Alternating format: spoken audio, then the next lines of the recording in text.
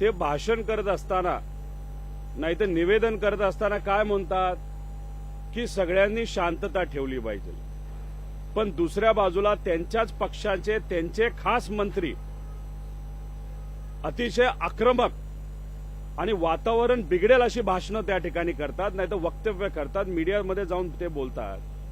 शिंदे साहेबांच्या पक्षाची लोक असू द्या, भाजपच्या पक्षाची असू द्या, म्हणजे जो तात्या विंचू सारखाचा तो प्रकार झाला की म्हणजे हे जे नेते छोटे जे वातावरण गरम करतायत ते फक्त बाहुली आहे, पण त्या बाहुलीच्या मुखातून बोलणारं कोणतरी दुसरंच आहे सत्तेतलं असं आपलं तिथं म्हणावं लागेल. म्हणजे आज या महाराष्ट्रामध्ये आमचे शेतकरी अडचणीत आहेत, कष्टकरी अडचणीत आहेत, युवा अडचणीत आहेत, बेरोजगारी मोठ्या प्रमाणात वाढते, लोकांना हाताला काम पोटाला अन्न नाही, आत्महत्या मोठ्या प्रमाणात शिक्षकांपासून विद्यार्थ्यांच्या त्याच्याचबरोबर युवांपासून शेतकऱ्यांच्या वाढत चाललेल्या आहेत. पण या सर्व गोष्टींकडे लक्ष जाऊ नये म्हणून मुद्दामून औरंगजेबचा विषय त्या ठिकाणी काढला जातो.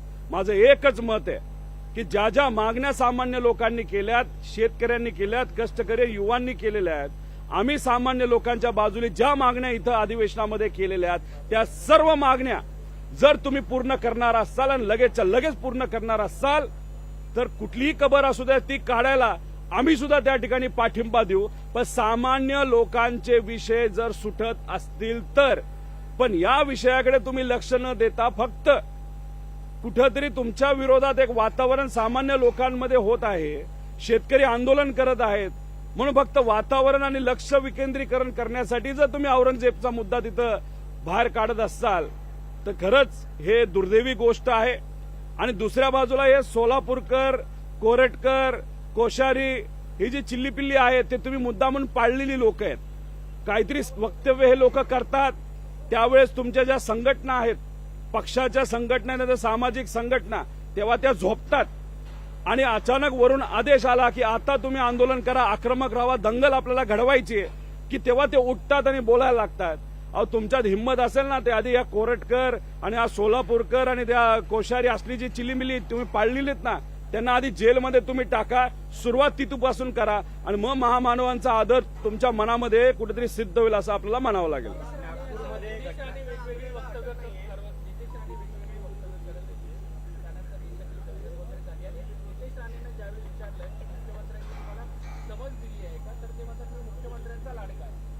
मी नितेश भाऊंना विनंती करतो, महाराष्ट्राच्या वतीने विनंती करतो, त्यांचं वय कमी आहे, ते मंत्री झालेत, पुढे अनेक काळ त्यांना राजकारण करायचंय.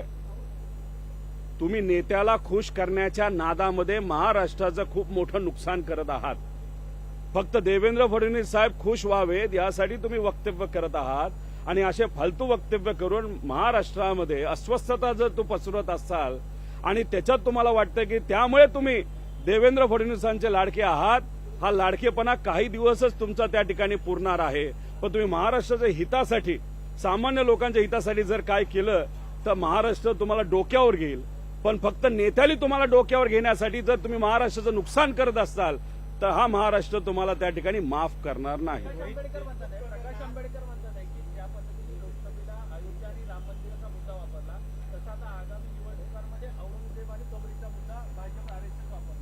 बघा, जेव्हा इलेक्शन येतं तेव्हा आरक्षणाचा मुद्दा पेटतो, तेव्हा तिथं प्रभू श्री राम मंदिराचा मुद्दा त्या ठिकाणी पेटतो, त्याच्याचबरोबर इतरही काही विषय त्या ठिकाणी होत असतात. आणि इलेक्शन संपलं त्या मुद्द्यावर कुणीही बोलत नाही. आज कुणी त्या मुद्द्यावर बोलतंय का की ज्याच्यावर लोकसभाच्या काळामध्ये वातावरण गरम केलं गेलं होतं, विधानसभेच्या इलेक्शनमध्ये वातावरण गरम केलं होतं, म्हणजे मुख्य प्रश्न राहिले बाजूला, फक्त वातावरण गरम केलं आणि प्रत्यक्ष अप्रत्यक्षपणे त्याचा पूर्णपणे फायदा या सरकारमध्ये असणाऱ्या सर्व नेत्यांना, त्यांच्या आमदारांना झाला, म्हणून आज ते सत्तेत आहेत. आणि जसं इलेक्शन संपलं वातावरण थंड. म्हणून तर सामान्य लोकांना मला सांगायचंय की नेते आणि पक्ष फक्त आपल्याला इलेक्शन पुरतं गरम करतात, वातावरण गरम करतात, वापर करतात आणि सोडून देतात. आणि प्रकाश आंबेडकर साहेब त्या ठिकाणी जे बोलत आहेत ते खरं आहे की हे वातावरण जे आज गरम केलं जातंय ते काय महाराष्ट्राच्या देशाच्या हितासाठी नाही आणि छत्रपती शिवाजी महाराजांच्या विचारासाठी नाही. कारण खऱ्या अर्थाने विचार रयतेचं राज्य म्हणजे सामान्य लोकांचे विचार मनामध्ये ठेवून काम करणं हे या सरकारला जमत नाही. पण 29ला या देशामध्ये परत एकदा भाजपचं सरकार यावं, ते सुद्धा 400च्या पुढे यावं, म्हणून वातावरण आजपासून या महाराष्ट्रामध्ये त्या ठिकाणी गरम केलं जाते. म्हणजे त्यासाठी भाजपचाच विचार केला जातोय, लोकांचा नाही. प्रकाश आंबेडकर साहेब बोलतात ते बरोबर आहे. याच्या पुढची इलेक्शन भाजप याच मुद्द्यावर लढणार आणि आम्हाला सामान्य लोकांच्या बाजूलीच इलेक्शन लढावं लागेल, जे थोडं अवघड आहे. पण तरी सुद्धा अवघड असलं तरी लढणं हे आमच्या रक्तामध्ये ध्यानामध्ये, त्यामुळे आम्ही सर्वजण त्या विचाराने त्या ठिकाणी लढत राहू. नागपूरमध्ये जी दंगल उसळली त्यामध्ये या ठिकाणी जमावाने अंधाराचा फायदा घेत महिला पोलीस कर्मचारी आहेत त्यांचा विनयभंग करण्याचा प्रयत्न केला, त्यांची वर्दी घेतण्यात आली. या संदर्भातील तक्रारी देखील आता नोंद करण्यात आली. तसं कुठं काय घडलं असेल तर नक्कीच त्या बाबतीत खोलात जाण्याची जरूरत आहे. महिला कुठलीही असू द्या, वर्दीतली असू द्या, सामान्य असू द्या, गृहिणी असू द्या, मान सन्मान त्या ठिकाणी ठेवला गेला पाहिजे.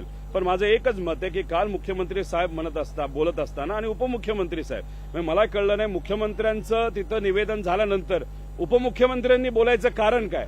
पण तिथं बोलत असताना त्यांनी सांगितलं हे प्री नियोजित होतं, म्हणजे हे जर नियोजन आधीपासून झालं होतं. अरे मग तुम्ही काय झोपला होता का? तुमचं होम मिनिस्ट्री काय शांत होती का? तुम्हाला इंटेलिजन्स नसतो का फक्त इंटेलिजन्सचा वापर हा इलेक्शनसाठी केला जातो की कोणाला किती मतदान होणार आहे, कसं काय होणार आहे, त्याचा वापर त्याच्यापुरताच ठेवला असेल तर लोकांना सांगावं. म्हणजे प्री नियोजित ह्या सगळ्या गोष्टी घडणार असतील तर मग तुम्हाला त्या गोष्टी माहिती होत्या आणि त्या गोष्टी माहिती असताना सुद्धा तुम्ही शांत बसला आणि शांत बसल्यामुळेच दंगल झाली आणि त्याचा वापर हा तुम्ही इलेक्शनमध्ये कराल असं कुठेतरी आता आम्हाला म्हणावं लागेल. जसं संतोष देशमुखांच्या प्रकरणामध्ये झालं, हे सगळे फोटो आधी आले होते त्यांच्याकडे, त्याच्यावर मात्र यांनी काय केलं नाही. सूर्यवंशींच्या बाबतीत सुद्धा सगळ्या गोष्टी यांना माहिती आहे, पण सरकार त्या बाबतीत करत नाही. कोरटकर कुठं लपलाय, कोणाच्या घरी लपलाय, कुठली गाडी वापरतो हे या इंटेलिजन्सला माहिती होतं, पण कोरटकरला तिथं काय केलं नाही. मला हेच सांगायचंय, इंटेलिजन्सचा वापर हा सिलेक्टिव्ह पद्धतीने होतोय. फक्त आपल्या हितासाठी करायचा आणि माहिती असताना सुद्धा गप्प बसायचा, दंगल होऊन द्यायची, गरिबाची डोकी फोडून द्यायची आणि मग नंतर त्याचं राजकारण करायचं, हे मात्र या सरकारचं कुठेतरी ठरलंय असं आपल्याला म्हणावं लागेल. फक्त बघायचं एवढंच आहे की पुरोगामी विचाराचे लोक म्हणणारे जे नेते आणि पार्टी जे आज भाजप बरोबर आहेत ते या बाबतीत काय बोलतात हे नक्कीच येत्या काळामध्ये बघण्याची जरूरत आहे.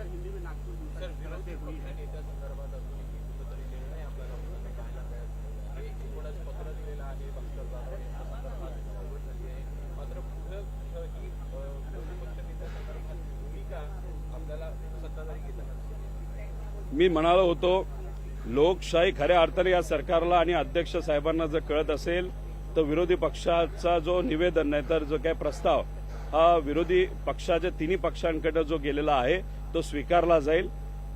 पण जर लोकशाही यांच्या मनामध्ये नसेल तर तो स्वीकारला जाणार नाही. दुर्दैवाने तो स्वीकारला जात नाही. त्याच्यावरून समजून घ्या की या सरकारला संविधान आणि लोकशाहीचं काही पडलेलं नाही. मी सुद्धा परवा माझं जे काही हक्कभंग तो त्या ठिकाणी अध्यक्ष महोदयांपुढे दिलेला आहे. कालपर्यंत तरी तो लागला नव्हता, पण आता मी अध्यक्ष महोदयांना विनंती करून आज तरी त्याच्यावर चर्चा करण्याची संधी मला तिथं द्यावी. त्याच्यामध्ये तरी हे संविधान आणि लोकशाही टिकवतंय का नाही हे सरकार नाहीतर तिथे असणारे अध्यक्ष हे आज आपल्याला त्या ठिकाणी कळेल.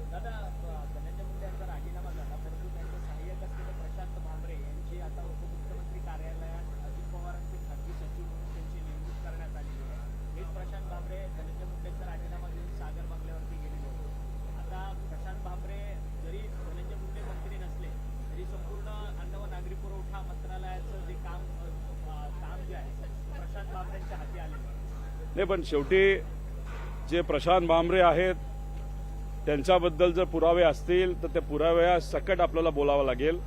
पण एखादा अधिकारी एखाद्या मंत्र्याच्या खाली काम करत असेल नाहीतर त्यांच्या कार्यालयामध्ये काम करत असेल, त्यामुळे त्यांनी केलेलं जे काही चुकीच्या गोष्टी असतील त्या अधिकाऱ्यापर्यंत येतात असं होत नसतं. जर लिंकिंग नाहीतर त्याला जोडण्याचे जर कुठं काय गोष्टी आपल्याकडे पुरावे असतील तर तुम्ही द्या, मग नक्कीच त्यांच्या विरोधात तिथं आम्ही आवाज चढू. पण एखादा अधिकारी फक्त एका चुकीच्या मंत्र्याबरोबर काम करत असेल म्हणून तो अधिकारी सुद्धा चुकीचा असतो हे बोलणं योग्य नाही असं मला तरी वाटतं.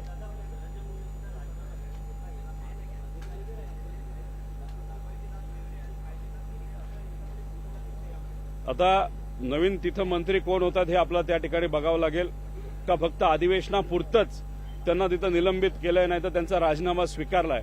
खरं राजीनामा स्वीकारला असं आम्हाला कळतं, पण अधिवेशनामध्ये तरी त्या बाबतीतली चर्चा कुठं झालेली काय कळलेली नाही. पण ठीक आहे, नंतरच्या गोष्टी आपल्याला कळतील. पण याच्याच बरोबर ज्या पद्धतीने धनंजय मुंडेंचा राजीनामा घेतला तसंच कोकाटेंचा विषय असून प्रलंबित आहे, तिथं जयकुमार गोरेंचा विषय प्रलंबित आहे, असे बरेच काही विषय आहेत ते येत्या काळामध्ये आम्ही सर्वजण त्या ठिकाणी घेऊ. आता ठाण्याची जो खाडी प्रकल्प आहे, खाडी रस्ता प्रकल्प, त्या संदर्भात मोठा भ्रष्टाचार झालाय अशी चर्चा जी आहे ती काल विधान परिषदेमध्ये रंगलेली होती. प्रवीण दरेकर यांनी या संदर्भात एक एसआयटी मार्फत चौकशी व्हावी अशी मागणी केली आहे. तर सचिन भाऊ अहिर यांनी मुख्यमंत्र्यांच्या एकनाथ शिंदे मुख्यमंत्री असताना त्यांनी हा प्रस्ताव पास केला होता आणि नियमबाह्य प्रस्ताव पास केला सांगितलेलं आहे. एसआयटी चौकशीची मागणी स्वतः भाजप सत्ताधारीच करतायत आणि कुणी गेले ते प्रवीण दरेकर भ्रष्टाचारांनी केले. त्याच्यावर शंभर देशांनी उत्तर त्यांना सांगितलं की कुठली चौकशीची गरज नाही, चौकशी करण्याची गरज नाही. मी दरेकर साहेबांचा आभार व्यक्त करतो. दलालीची दलदल जो विषय मी घेऊन पुढे चाललो होतो त्याच्यामध्ये अनेक भ्रष्टाचार झालेले मी पुढे आणले होते, ज्याच्यामध्ये MSRDC MSIDC याच्यामध्ये सुद्धा मोठा भ्रष्टाचार झाला होता असं मी सांगितलं होतं. त्यातलाच एक प्रकार हा ठाणे प्रकल्प, म्हणजे जिथं 1400 कोटीचा प्रकल्प हा डायरेक्ट किती रुपयाला गेला तर 2600 कोटीला. म्हणजे कुठलाही तुम्ही व्यवसाय करा, या भारतामध्ये कितीही मोठा व्यावसायिक असेल तरी एवढं प्रॉफिट नसेल. डायरेक्ट 1400 वरनं 2600 कोटीला म्हणजे 1200 कोटीचा नफा त्या ठिकाणी दिला गेला. कोणाला तर कॉन्ट्रॅक्टरला. तर दरेकर साहेबांनी हा मुद्दा घेतला, पण तिथं कदाचित त्याला जो सपोर्ट मिळायला पाहिजे होता तो सपोर्ट तिथे असणाऱ्या सभापतींकडनं, तिथे असणाऱ्या बाकीच्या भाजपच्या बाकीच्या शिंदे गटाच्या नेत्यांकडनं कुठेतरी मिळाला नसावा. म्हणजे असंही म्हणावं लागेल की कुठेतरी दरेकर साहेबांनी फक्त एक मुद्दा टाकला, म्हणजे शिंदे साहेबांना भीती दाखवण्याचा तो प्रकार होता आणि त्यांना फक्त ती भीती दाखवायची होती पण कारवाई करायची नव्हती. माझं एकच मत आहे, जर चूक कुणी केली असेल तर भीती पण दाखवा आणि कारवाई पण करा. पण या सरकारमध्ये कसं आहे की त्या नेत्याची जागा दाखवण्यासाठी भाजपचे नेते काय करतात, फक्त आपण लहानपणी भोह करतो नाही तर घाबरवतो तेवढं करायचं, शांतता करायची, आमदारांना तिथं कुठंतरी स्टेबिलिटी घालवायची, भीती दाखवायची, नेत्यांना भीती दाखवायची आणि शिंदे साहेबांच्या आमदारांना नेत्यांना आपल्याकडे करायचं, एवढं काम मात्र बीजेपीच्या माध्यमातून त्या ठिकाणी सुरू आहे. कारण का तिथं खऱ्या अर्थाने ते भ्रष्टाचाराच्या विरोधात असले असते, कालच्या काल तो निर्णय तिथं घेतला असता. पण भाजपला काय करायचं तर शिंदे साहेबांची ताकद कमी करायची, मित्रपक्षाची ताकद कमी करायची, ताकी येणाऱ्या मुंबईच्या इलेक्शनमध्ये स्वबळावरती लढतील आणि मुंबईमध्ये स्वतःची म्हणजे भाजपची सत्ता शिंदे साहेबांच्या विरेत त्या ठिकाणी त्यांना आणायची असं कुठेतरी आज त्या ठिकाणी दिसतंय. मुनगंटीवार म्हटलेत की नागपूरचा विचार झाला त्याच्यामागे पाकिस्तानचा मेंदू आहे. बघा आता कोणाचा मेंदू होता, इंटेलिजन्स तुमच्याकडे आहे ना, त्या मेंदूचा, त्या इंटेलिजन्सचा मेंदूचा वापर करा. तुम्ही पाकिस्तानचा मेंदू असू का कुठला असू, मग तुम्ही असं म्हणताय की पाकिस्तानमध्ये बसून नागपूरमध्ये जर कुरगुड्या करत असतील तर या देशाचे डिफेन्स मिनिस्टर जे भाजपचे नेते आहेत ते सुद्धा काहीच करू शकत नाही. डोवाल जे इंटेलिजन्सचे प्रमुख आहेत ते सुद्धा काहीच करत नाहीत. आणि इथं असताना आपलं महाराष्ट्राचे इंटेलिजन्स तेही झोपलेलं आहे. म्हणजे दिल्लीपासून गल्लीपर्यंत सगळे इंटेलिजन्स झोपलेले आहेत. त्यामुळे तिथून इथं कुरगड्या केल्या जातात. हे जर तिथं मंत्री महोदयांचं भाजपचं म्हणणं असेल तर काय करायचं या केंद्राच्या सरकारचं आणि राज्याच्या सरकारचं असं कुठेतरी आपल्याला म्हणावं लागेल. म्हणजे अप्रत्यक्षपणे घरचा आहेर राज्याच्या भाजपच्या मंत्र्याला केंद्राच्या मंत्र्याला दिलाय असं आपल्याला म्हणावं लागेल.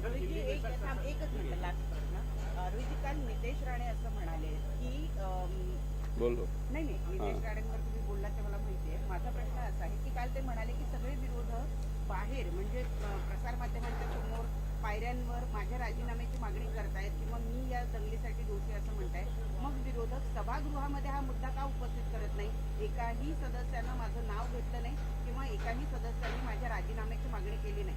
विरोधक जे महत्वाचं डायस आहे त्या डायसवर माझं नाव कुणीही घेत नाही. त्यामुळे त्यांच्या बाहेरच्या मागणीला काही अर्थ नाही असं ते म्हणले असतील आणि काल अधिवेशनामध्ये म्हणले असतील तर ते बघावं लागेल. काल आम्ही सर्वजण तिथं त्या ठिकाणी नव्हतो. शेवटी आम्ही सुद्धा सर्व आमच्या विरोधी पक्षाचे जे नेते त्यांच्या मार्गदर्शनाखाली काम करत असतो आणि काल सर्व आमचे प्रमुख नेते तिथे होते. त्यांनी मागणी केली का नाही केली हे कुठेतरी आपल्याला बघावं लागेल, त्या बाबतीतली चर्चा करावं लागेल. पण काही अर्थाने नितेश भाऊ जे बोलत आहेत ते बरोबर म्हणत आहेत.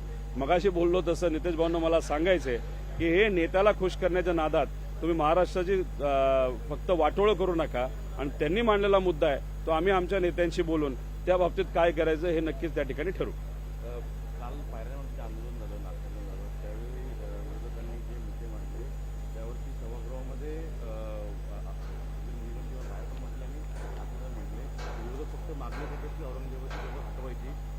पत्र देत नाही किंवा सभागृहाची मागणी करत नाही. विरोधक नाही, आम्ही काय म्हणतोय की हे जे काय सामान्य लोकांच्या मागण्या आहेत ज्याच्यावर तुम्ही आज अधिवेशन चालू करून देत नाही. एक आता हे व्हॉट्सअप आलंय, या व्हॉट्सअपमध्ये काय दिलंय, सामान्य लोकांच्या सर्व मागण्या दिल्यात, सर्व समाजाच्या सर्व भागाच्या मागण्या आहेत, महिलांच्या, युवांच्या, शेतकऱ्यांच्या, कष्टकऱ्यांच्या, छोट्या मोठ्या व्यावसायिकांच्या, सगळ्यांच्या मागण्या इथं दिलेल्या आहेत. त्या मागण्यांबद्दल आणि इलेक्शनच्या काळामध्ये ज्या घोषणा केल्या त्याच्याबद्दल हे सरकार काय म्हणत नाही. आमचं हेच मत आहे की सरकारला नाही तर त्यांच्या नेत्यांना कबर जर काढायची असेल तर आधी या सामान्य लोकांच्या मागण्या पूर्ण करा, ज्याच्यावर तुम्ही कुठेतरी दुर्लक्ष करत आहात. औरंगजेबचा मुद्दा मुद्दामून त्यासाठी तुम्ही पुढे करत आहात असं आमचं सगळ्यांचं मत आहे. आणि या अनुषंगानेच आमचं मत आहे की या सर्व मागण्या पूर्ण करा. त्या कबरीचं काय करायचे तो तुमचा त्या ठिकाणी अधिकार आहे.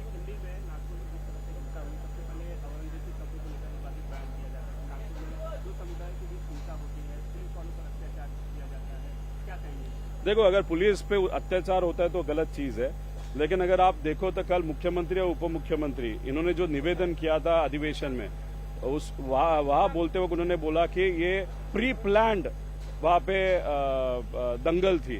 मेरा कहना वही है कि अगर वो प्री प्लान दंगल आप कह रहे हो तो आपका इंटेलिजेंस फेल्यूर है, वो आप पहला एक्सेप्ट करो. आप सबको अगर इंटेलिजेंस ने बताया था कि ये दंगल होने वाली है तब भी पुलिस और आप अगर शांत बैठते हो तो दंगल होने के बाद आपको पॉलिटिकल फायदा हो